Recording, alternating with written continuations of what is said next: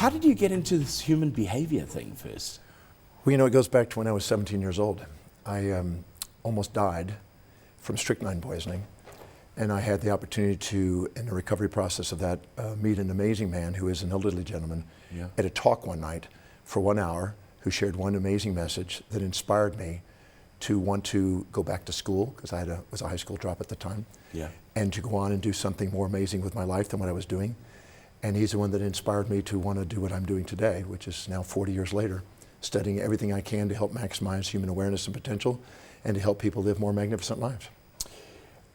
Okay, that's a very broad statement. How do you hone that down and start targeting it and impart the knowledge that leads people to lead better lives? Well, I started a study back when I was just turned 18 on physiology and psychology and healthcare. I had pre-med in school and went on to get my doctorate. And I was interested in anything that allowed performance and what in brain research and in psychology and anything that would allow a person to accomplish what they intend and to identify what's really meaningful to them. And so they can see life on the way, not in the way. So they can be more masters of their destiny instead of victims of their history. And so I've just been studying. I've been a researcher for all these years and been teaching. I've been teaching now 40 years. Are you a serial student? I'm a serial student and teacher, and I can't think of anything else I'd rather be doing. I love doing that. Okay, having said that, what do you actually do? I mean, you're out in South Africa now. You've got the institute. You've got a branch in South Africa. Yes. What does the South African branch do? Who do you engage with? Well, we work with just about every sector of society. We're involved in finding the needs of society and doing what we can to bring as much education as we can to help them work through the challenges and problems that they're facing, whether it be economic problems or health problems. Anything that we might be able to serve, we try to implement that either through educational classes, programs, or actually going in and consulting and serving people, sometimes speaking at schools, sometimes municipalities, sometimes prisons. Wherever we might be able to help, we try to bring education to that area. You're in the country at a good time for the South African police services right now because they're going through all sorts of ructions. Yeah, well, you know, I have had the opportunity to work with the police, and I've met some amazing people there. And it's not an easy position. And there's a lot of times, it's like going to a football game, and if people are in the stands and they're rallying around them, they tend to perform. But if we have to make sure that we realize that they're part of our culture and our society, and we have to make sure that we do what we can to support them, and they're more likely to help us in the support. So we have to make sure that we educate them and realize that they're contributing to our society. We have to contribute back to them. So it's a two-way street. Let's bring this down and get onto more of a personal level, because one of the things that you talk about is how to unlock your own potential, how to unlock your millions. How do you go about doing that? Well, I've had the opportunity to ask people, by the millions actually, how many of you want to be financially independent? How many of you want to be fortunate and wealthy? And everybody puts their hands up. Of course they would. Everybody. Yeah. And then I ask, how many of you feel that you're on track for that or are already there? And most of the hands go down. Mm-hmm. Even in executive CEO positions, I find that some of them go down. And I'm always puzzled by that. Why is it that so many people have this goal and yet nobody seems to be attaining it, less than 1%? And I found out that everybody has wealth. They have wealth, and it's in the areas of what's truly important to them, but it's not necessarily in the form of financial cash and liquidity. Okay. And what happens is people think they want finances, they think they want financial independence, but what they really want in many cases is they want to spend their money on consumables and depreciables that actually erode their potential for having money working for them. And so what they say they want and actually what they actually want are not always the same. And I explain to people that unless they truly value the building of wealth and the true value of being of service to people where there's a source of income, and the true value of actually saving and investing it and learning about it and mastering the art of that, and actually accumulating it and being of service with it, unless they really truly don't have that value, it's not likely to happen. And I explained to them that they really do truly have to value that, not just think they do. And so often when they think of when they get wealthy, they think, oh, they want to go get a yacht, they want to travel, they want to do this, they buy clothes, and it's all consumerism. I always say that a person who truly values wealth building will save their money and let it start working for them and invest their money wisely and learn about it. When you really value something, you want to study it, you want to learn about it. When you don't, you want to spend it. And people that are not fulfilled in their life and they're not doing what is really most meaningful to their lives, They look for immediate gratification instead of long-term vision. And usually long-term vision is what builds strategies for wealth, and immediate gratification usually gambles away their possibilities. I'm just laughing because I think the last 6 shows we've done, those 2 words have come up every single show, immediate gratification. It seems to be something, is it a recent phenomenon? Is it something that's happened in the last 20 years or so? Well, actually, I'd have to say no and yes. No in the sense of human behavior, we can trace it back as far as we go back. The ancient Greeks said that every individual lives by a set of priorities, a set of values, things that are most important to least important. Whenever they are doing something congruently and aligned with what's truly most important to them, they tend to walk their talk. They tend to have a meaning and purpose, and they're inspired from within to go do it. Those individuals tend to expand their space and time horizons. They tend to expand and give themselves permission to do something amazing. They tend to grow, and they feel more confident, may awaken leadership.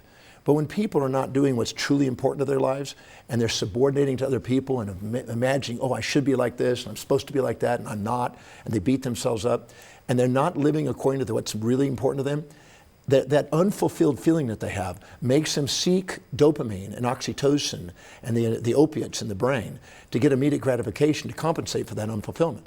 And so they found out that people that are not doing what's meaningful to them, they're more likely to be spenders and consumers instead of long-term visionaries and savers. And so it's true, but it's been going on for centuries. But in the day and age that we have today with sometimes media, people compare themselves to people instead of honor their own magnificence. They live vicariously through other people, and they minimize themselves, and this perpetuates this even further. And are you saying then, essentially, that if you are happy doing the job that you're doing, you're probably more likely to be financially well off? Well, not necessarily, because it's not, because of the values. If you have a set of priorities in your life, when money comes into those priorities, they'll be spent according. The hierarchy of your values, the set of priorities that you live by, determine how you spend your money. That determines your financial destiny. So if you have a higher value on spending money than actually saving and investing money, the second you get it, no matter how much you make, it's automatically going to be spent. Is that a genetic thing? Is it the way you're brought up? What determines that difference between the person who saves and the person who spends? Well, the more you identify what is meaningful to you, and the more you tend to walk your talk, not limp your life, the more value you have on yourself. And the more likely, people who value themselves are more likely to think longer term, and they're more likely to put a value on themselves enough to save for their future. They showed in little young kids, if you give a child a marshmallow, and you give them 15 minutes and say, if you don't eat this marshmallow, I'll give you another marshmallow. And the people that eat the marshmallow immediately, versus the person that will wait for the other one and get a second marshmallow, the people that do it really quick and want immediate gratification, they usually don't go as far in life. And the same thing, from really young, we have the behavior. But every time we do something that's truly meaningful and we're inspired by our life, that grows. And the patience grows, our self-worth grows. And we have a higher probability that we'll end up with more income in our life. But that doesn't mean we'll save it. We have to have a value of actually saving and investing and building wealth. I mean, look at Warren Buffett. Warren Buffett, supposedly from the readings I have, by age 11, he was already reading all the books in the Omaha, Nebraska library, by age 11. So he obviously had a value on building wealth from his voids as a child to grow his wealth. And the people I find in my seminars when I do wealth building programs, I explain to them that the people that really value it are studying it and learning about it and mentoring on it and working at it. And the people that kind of fantasize about it are the people that the second they get money, they spend it on consumables and depreciables. So your values dictate your destiny. And what's really important to you is what's going to make your decisions. How you see the world, how you act on the world, make decisions in the world is based on what you really value in life. So you really have to value serving people, building some sort of a nest egg, and saving that and building that wealth. I'm going to come back to a point that we touched on a bit earlier, because it's something that does fascinate me. I may be wrong, but I do believe, speaking to people of my sort of age, mid-40s to early 50s, we were brought up in a society, in this country in any case, where unless you had the cash to go and buy something, you couldn't have it.